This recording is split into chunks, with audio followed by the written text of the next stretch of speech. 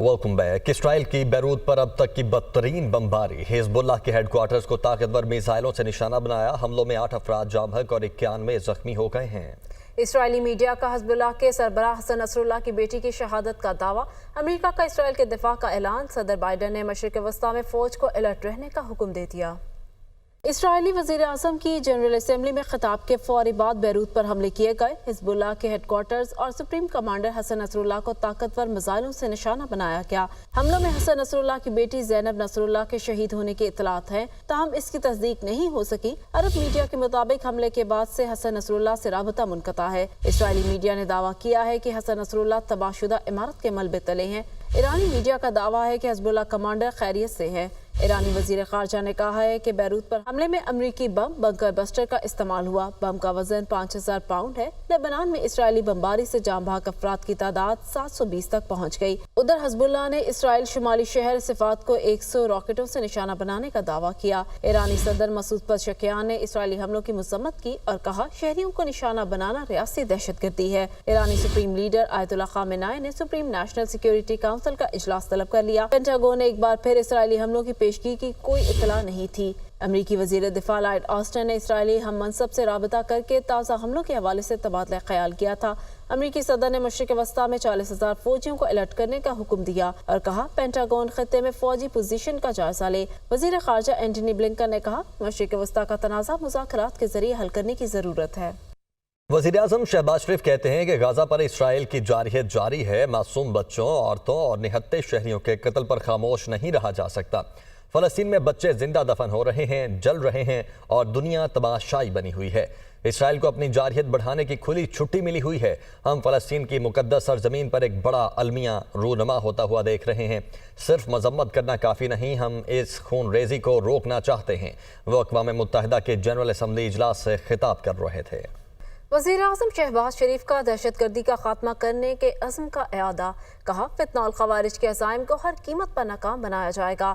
अफ़गान अबूरी हुकूमत अपनी सरजमीन पर मौजूद दहशतगर्द ग्रुपों का खात्मा करे। हर किस्म की दहशतगर्दी के खात्मे के लिए आलमी बरादरी के साथ मिलकर काम कर रहे हैं।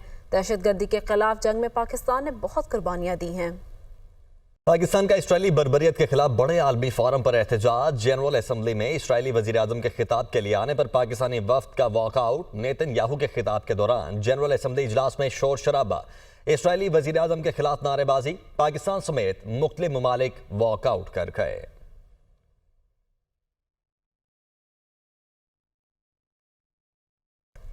पीटीआई के रावलपिंडी में आज एहतजाज का मामला। वज़ीर आला खैबर पख्तूनख्वा अली अमीन गंडापुर के पंजाब एहतजाज के लिए दाखिल होने पर पाबंदी आयद है। पंजाब हुकूमत का कहना है सूबे का माहौल किसी सूरत खराब नहीं होने देंगे। मज़ीद देखिए इस रिपोर्ट में।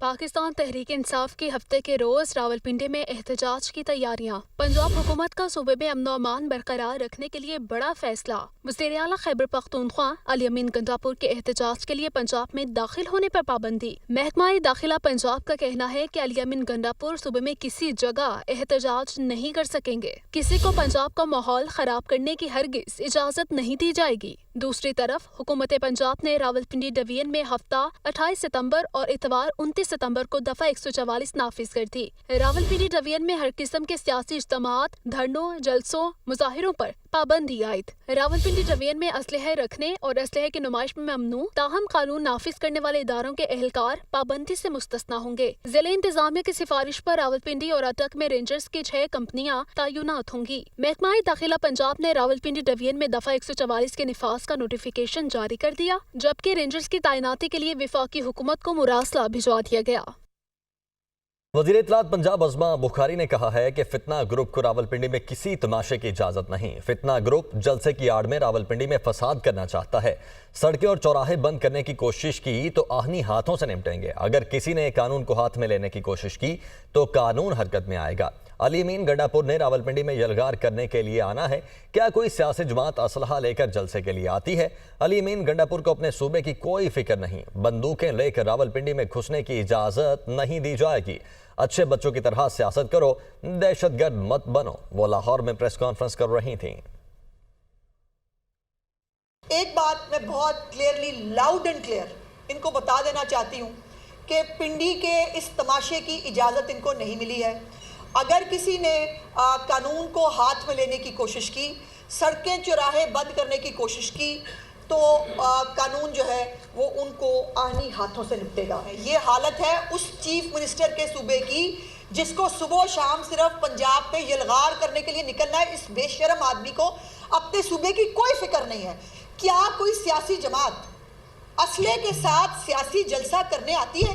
اور یہ سوابی سے جو لشکر گنڈا پور صاحب لے کے آ رہے ہیں، میرا ان کو بڑا مخلصانہ مشورہ ہے کہ حالات کو خراب مت کرے، کیونکہ حالات کو خراب کرنے کی ذمہ داری پھر ساری آپ کے اوپر ہوگی۔ ایک آپشن دیا تھا، ان کو کہا کہ اچھے بچوں کی طرح سیاست کرو، دہشت گرد مت بنو۔ پی ٹی آئی کو جلسے کی اجازت نہ دینے پر ڈی سی لاہور کے خلاف توہین عدالت کی درخواست۔ Registrar office Lahore high court نے توہین عدالت کی درخواست کو سماعت کے لیے مقرر کر دیا۔ جسٹس فاروق حیدر 30 ستمبر کو درخواست پر سماعت کریں گے۔ درخواست میں موقف اپنایا گیا۔ ڈی سی لاہور نے عدالتی احکامات کے باوجود جلسے کی اجازت نہیں دی۔ عدالت ڈی سی لاہور کے خلاف توہین عدالت کی کارروائی کرے۔ صدر مسلم لیگ نون نواز شریف اور وزیر اعلیٰ پنجاب مریم نواز سے جاپان کے سفیر کی ملاقات۔ باہمی دلچسپی کے امور، دو طرفہ تعلقات کے فروغ اور مختلف شعبوں میں تعاون بڑھانے پر تبادلہ خیال کیا گیا۔ نواز شریف نے کہا پاکستان اور جاپان کے درمیان بہترین تعلقات کو مزید وسعت دینے کے لیے پرعزم ہیں۔ مریم نواز بولی پاکستان اور جاپان کے درمیان دو طرفہ تجارتی حجب بھی بڑھانے کے لیے دلچسپی رکھتے ہیں۔ پنجاب میں تعلیم، صحت، توانائی سمیت دیگر شعبوں میں سرمایہ کاری کا بڑا پوٹینشیل موجود ہے۔ صوبے میں سرمایہ کاری کے لیے انتہائی سازگار ماحول اور مراد دے رہے ہیں۔ تو پاکستان میں معاشی ترقی کی شرح بڑھ کر 3.2% ہو سکتی ہے۔ آئی ایم ایف نے پاکستان سے معاہدے کی تفصیلات جاری کر دی ہیں۔ پاکستان میں بے روزگاری کی شرح کم ہو کر 7.5% ہو سکتی ہے۔ پاکستان میں افراط زر کم ہو کر 9.5% ہو سکتی ہے، جبکہ پاکستان میں ٹیکسز میں تمام شعبہ جات کی حصہ دار بنانا ضروری ہے۔ پاکستان کو انسداد منی لانڈرنگ کے فریم ورک پر سختی سے عمل درآمد کرنا ہوگا۔ پاکستان کو سرکاری اداروں کے نقصانات کو روکنا ہوگا۔ پاکستان کو سرکاری محکموں کی گورننس میں بہتر بنانا ہوگا، جبکہ پاکستان میں اصلاحات کا عمل سختی سے جاری رہنا چاہیے۔ توانائی کی اصلاحات پر عمل درآمد ضروری ہے۔ حکومت پاکستان بجلی کی لاگت کم کرنے کے لیے اصلاحات یقینی بنائے۔ پاکستان توانائی کی قیمتوں سے متعلق ایڈجسٹمنٹ بروقت کرے۔ مہنگائی کی شرح میں معمولی اضافہ۔ ایک ہفتے کے دوران مہنگائی کی شرح میں 0.05% کا اضافہ ہو گیا۔ ایک ہفتے کے دوران 16 اشیاء مہنگی اور 9 کی قیمتوں میں کمی ہوئی۔ مہنگائی کی شرح میں ایک ہفتے کے دوران معمولی اضافہ ریکارڈ۔ ایک ہفتے کے دوران مہنگائی کا پارہ 0.05% بڑھ گیا۔ مہنگائی کی ہفتہ وار سالانہ شرح 12.8% ریکارڈ۔ ادارہ شماریات نے مہنگائی سے متعلق ہفتہ وار رپورٹ جاری کر دی۔ ایک ہفتے کے دوران 16 اشیاء مہنگی اور 9 کی قیمتوں میں کمی ہوئی۔ ایک ہفتے کے دوران ٹماٹر کی فی کلو قیمت میں 7 روپے کا اضافہ ہوا۔ پیاز کی فی کلو قیمت 8 روپے تک بڑھ گئی۔ دال چنا فی کلو 4 روپے تک مہنگی ہوئی۔ ادارہ شماریات کے مطابق آلو، گڑ، جلانے کی لکڑی، ایل پی جی، تازہ دودھ بھی مہنگی ہونے والی اشیاء میں شامل۔ چکن، چاول، گوشت، گھی اور لہسن بھی مہنگے ہو گئے۔ ایک ہفتے کے دوران دال ماش فی کلو 10 روپے تک سستی ہوئی۔ دال مونگ کی فی کلو قیمت میں 5 روپے تک کمی ہوئی۔ ایک ہفتے میں چینی، کیلے، دال مسور، آٹا، انڈے، سرسوں کا تیل بھی سستا ہوا، جبکہ بریڈ، چائے کی پتی سمیت 26 اشیاء کے دام مستحکم رہے۔ یوٹیلیٹی سٹورز کارپوریشن نے 170 سے زائد اشیاء کی قیمتوں میں کمی کر دی ہے۔ ترجمان یوٹیلیٹی سٹورز کارپوریشن کے مطابق اشیاء کی قیمتوں میں 10 روپے سے 190 روپے تک کمی کی گئی ہے۔ مدثر علی رانا اسلام آباد سے ہمارے ساتھ موجود ہیں۔ مدثر، بتائے گا چونکہ یوٹیلیٹی سٹور کارپوریشن میں اصلاحات بھی اس وقت جاری ہیں، اور کیا پلاننگ مزید کی جا رہی ہے؟ دیکھیں جی، یوٹیلیٹی سٹور کی جانب سے جو نوٹیفیکیشن جاری کیا گیا ہے اس میں بتایا گیا ہے کہ یوٹیلیٹی سٹور نے ملک بھر میں خریداری کرنے والوں کے لیے 10 مختلف اشیاء کی قیمتوں میں 10 روپے سے لے کر 190 روپے تک کمی کر دی ہے۔ یوٹیلیٹی سٹورز پر جو اشیاء دستیاب ہیں ان میں مختلف اشیاء کی جو 170 کیٹیگری ہیں ان کی قیمتوں میں یہ کمی کی گئی ہے، اور اس کا جو نوٹیفیکیشن جاری کیا گیا ہے اس پر فوری طور پر اطلاق بھی کر دیا گیا ہے۔ یوٹیلیٹی سٹور کارپوریشن کے نوٹیفیکیشن کے مطابق قیمتوں میں کمی والی اشیاء میں چائے، مسالہ جات، کپڑے دھونے کے لیے صرف، صابن اور جو دیگر اشیاء ضروریاں ہیں جو عام آدمی کے استعمال کی اشیاء ہیں ان کی قیمتوں میں کمی کی گئی ہے۔ اسی طرح اسٹور پر تقریباً 800 اشیاء کی قیمتوں میں پہلے بھی کمی کی جا چکی ہے، جس کا یوٹیلیٹی اسٹور کی جانب سے پہلے نوٹیفیکیشن بھی کیا گیا ہے۔ हुकूमत की ठीक है, और नोटिफिकेशन जारी हो चुका है। बहुत शुक्रिया मुदस्सिर आपका। कारसा हादसा केस तफ्तीशी ऑफिसर ने मंशियात के मुकदमे का हतमी चलान अदालत में जमा करा दिया। चलान में तफ्तीशी ऑफिसर का मुलजिमा नताशा का नशे की हालत में गाड़ी चलाने का भी दावा बरकरार। मजीद जान लेते हैं लियाकत राना से। जी लियाकत, बताइएगा चलान में मजीद क्या कहा गया है? देखें, कारसाज हादसे की मुलजिमा नताशा की जो इम्तनाई मंशियात केस था, उसमें आज तफ्तीशी अफसर ने मुकदमे का हतमी चालान पेश किया है। चालान में उस दावे को बरकरार रखा गया है जिसमें ये कहा गया था कि मुलजिमा वक़ूआ के वक्त नशे की हालत में गाड़ी चला रही थी। चालान में ये कहा गया है कि मुलजिमा के खून और पेशाब के नमूने हासिल किए गए। जो रिपोर्ट आई उससे पता चला कि जब मुलजिमा वक़ूआ के वक्त नशे में थी और उसने मीठा फीटा माइन के नशे की हालत में और उसने इंतहाई गफलत से गाड़ी चलाते हुए 2 अफराद को कुचल कर जामा के जबकि 3 को जख्मी कर दिया था।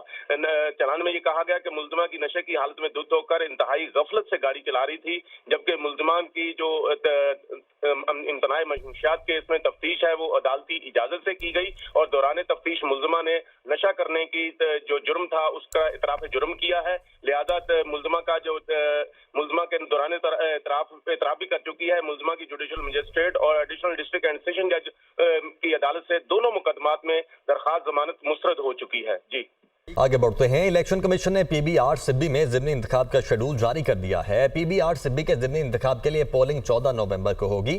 2 अक्टूबर से 4 अक्टूबर तक उम्मीदवार कागजात नामजदगी जमा करवा सकेंगे। एलामिया के मुताबिक नशिस्त सरदार सरफराज शाकर डोमकी की वफात के बाद खाली हुई थी।